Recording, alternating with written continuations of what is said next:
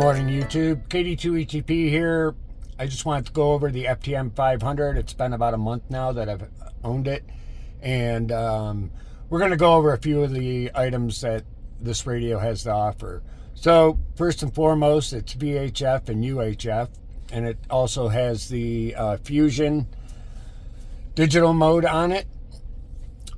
One of the nice features, one of many of the features of this radio, I should say, is this priority memory group where you can have up to 5 frequencies stored and monitor the 5 frequencies regardless of which one you're on here.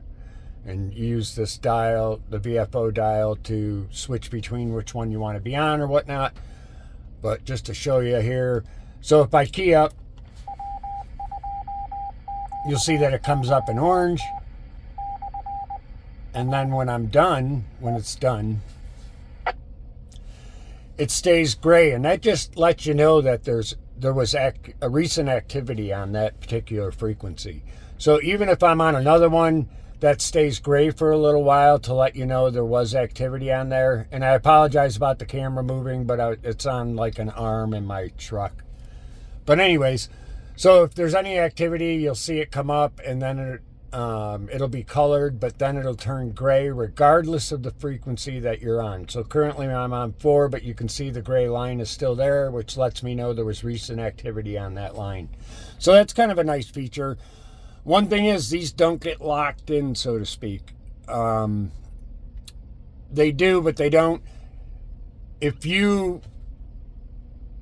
program another frequency in, you're going to bump one of these frequencies. So they're not locked in, let's say, permanently, and there's no way to actually lock them in. So accidentally you could program in a another frequency, and what'll happen is, if you want to change these, 2 things here, because I have 5 programmed in already, the next one that I program in will go to 5 and it'll bump number 1 off, and they go back this way. So you just got to be careful. You don't press this button too long when you're on the VFO or another frequency or something like that, because you will bump them off of there. So let's go back to the regular screen here. So now I'm on, this is the regular display, but currently I have the scope going, which is kind of a nice feature too. And if you'd seen one of my other videos, it kind of gives you a little bit of an RF detector. You can see how much activity is out there. This is not actually activity as far as repeaters going or anything like that. What that's showing you is local noise around you. And because of the place that I'm working right now, there's a lot of noise going on just from in the atmosphere from currently off to my right. There's a substation, and I'm sure, and this is a big factory plant, so you're getting a lot of noise from that. So that's kind of a nice feature of the scope. I did a little video on the scope and how it can sense RF. So now you can get rid of that by pushing the display button, which is the DISP button on the top. And now I'm in the dual VFO mode, where you have A and B, let's say. And you can see that VFO B is, VFO B is in VFO mode, and VFO A is in my memory channel mode.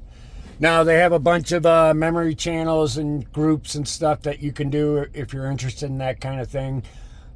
I have like some stuff programmed, but I haven't really broken it up into subgroups or anything like that. Up here, you can see that there's a little satellite symbol up on the top. The GPS on this unit is not, I have not found a way to turn it off. It's always on, which I don't have an issue with. So it's always giving your location, and I think that's for the fusion mode. Unlike the HT, which you can turn the GPS unit on and off, the FT500DR, which is kind of like the HT version of this radio, which I have videos about as well. So the GPS unit is always on in here.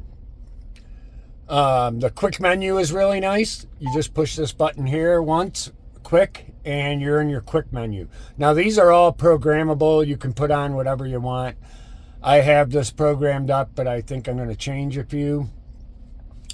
But it does make it nice. One thing I do like is I have the APRS down here, and everything's set up for the APRS. So all I have to do is go to this quick menu, put the VFO on the correct frequency, 144.39, and then turn this on and off, and everything works fine with the APRS. So that really makes it nice. If you get everything set up for your APRS, all you have to do is turn this on or off, and it'll work, which is a nice feature. You don't have to go through and do your beacon and your GPS and anything else, really. You can get everything set up, and then just keep your APRS off. When you want to turn it on, you just turn it on right here or in the other menu, the extended menu, and you're good to go. You're doing APRS. So that's a nice feature. I got the scan up there, as you can see, too, and some other things on there. But this is all programmable with the exception of keypad and home channel. Those two stay permanently, but the rest of them you can pick whatever you want pretty much from the menu. So to pick something from here, you push the button again, and then you can roll this dial on up. You can see it changing there. And then to go back, you can pretty much push the talk button on the microphone, and it goes right back. Now, if you long press this button, it brings you into the extended menu. And one thing I like about these new menus that Yaesu's doing, and I don't know if this is something new. This is the first new HT or mobile I've had in quite a while. So, but anyways, they have these subcategories. So this is display. So you go down through, and that's everything for display right through there, 1 through 7. Now, when I get to 8, you'll see that I'm on TX. And so everything for transmitting, let's say, is in the TX for the most part. And then you have RX, memory, configure. So it's kind of nice. You're not jumping around trying to figure out where everything is. I have a yaesu VX8, and they are kind of grouped up in there, but there is some jumping around. It just makes it easier to have that up there, I think. In particular, like APRS. Let me get to that.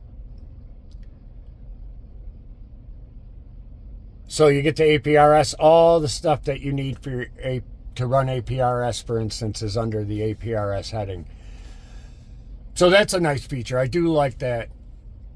Not only can you use this dial, but you can also use this dial. It doesn't really matter, the sub dial or the top to select. But to actually pick a function, oops, let me go back here. You can hit the back button. To actually pick a function, you have to push this button. And to go back, not only can you press the VFO, but you can also hit the back button. So there's a couple of options there, let's say. Up here, you know, you got all your, a bunch of buttons. I do like this radio because there is a lot of extra buttons and knobs, and I'm kind of a button and knob guy. I mean, there is a lot of stuff you can do from hitting the VFO or hitting the screen itself, the touch screen itself, which is interesting. But I do like having extra buttons and knobs. That's just the way I like to operate. I know other people may not. I'm not a big fan of a ton of menu-driven stuff. Although this, with the quick menu, having most of the stuff that you use frequently is nice because you don't have to scroll through a bunch of stuff. You can just push it. That's a nice feature. And you do have a bunch of knobs. So you got your GM button, which is a digital button for if you have somebody else with a digital radio, a Yaesu Fusion radio. You can set them up here with the GM. And of course, I don't have anybody on there right now. This one is your Wires X button, but also doubles as to pick the mode that you're in. And then you got this SDX, which is just gives you a little better signal strength, supposedly. I haven't really played around with that because I haven't been using the VFO mode on that to scan or anything for weak signals or anything like that, but I'll play around with that and see how it works. Up here you have your swap button, which just swaps the two VFOs, and then of course you got your display button here, which I talked about already, and then your on-off button, the priority memory group button right there. Not only does it bring you to the priority memory group, but if you want to save a frequency, you just push and hold that button and it'll automatically send it to your priority memory group. Then of course over here you can see you got the VM button, which is your VFO to memory button, and you have your band button down here. You can scroll through the different bands you have. So each VFO, A or B, you can designate what bands you want to be able to cover on that. So you can have one just set up, for instance, with just your normal VFO and your memories, and then the other one you can do all the other. You can have the other one set up so it'll receive all the frequencies that this radio receives. It's an interesting radio. There are some nuances that you have to get used to, but overall, I love it. I'm having a great time with it. I think it's a great radio.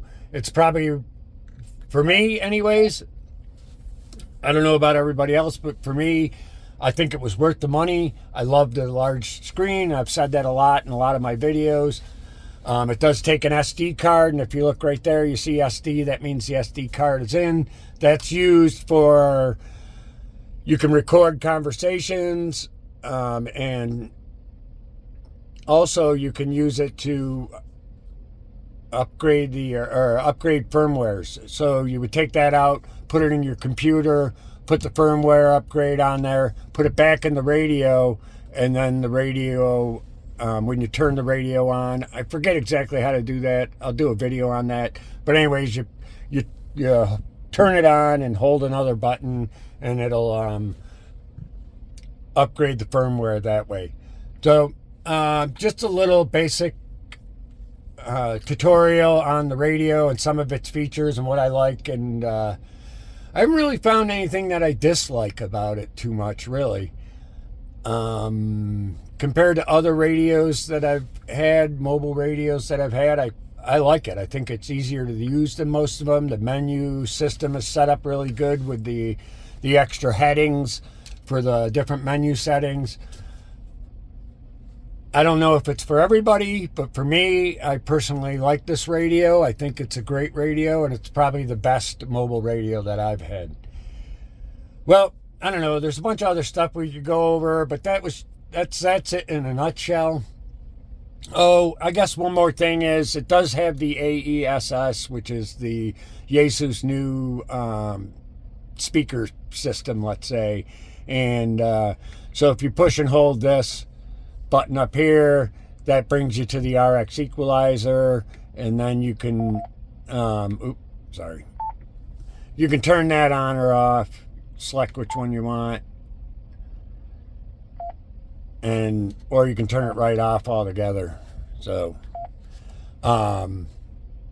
one thing that is interesting about that, though, is I guess this is the one thing one thing that I found that I don't care for. Let's go back. So I got that on.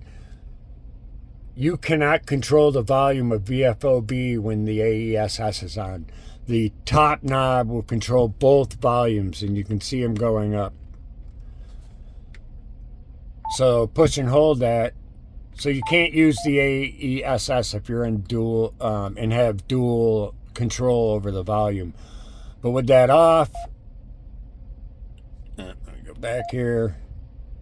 Now that one just controls the top, and that one controls the bottom. So I would like to be able to control the volumes independently, regardless of whether the AESS is on or not. But I'm not exactly 100% sure how that system works. So there may be something in there and a reason why they had to do it that way. And I can't speak intelligently about that. Well, that's it in a nutshell. The FTM500, my thoughts on it, and just a little overview of what it does and what's involved. KD2ETP73, I hope you like this video. Please like, subscribe, and do that if you're so inclined or not.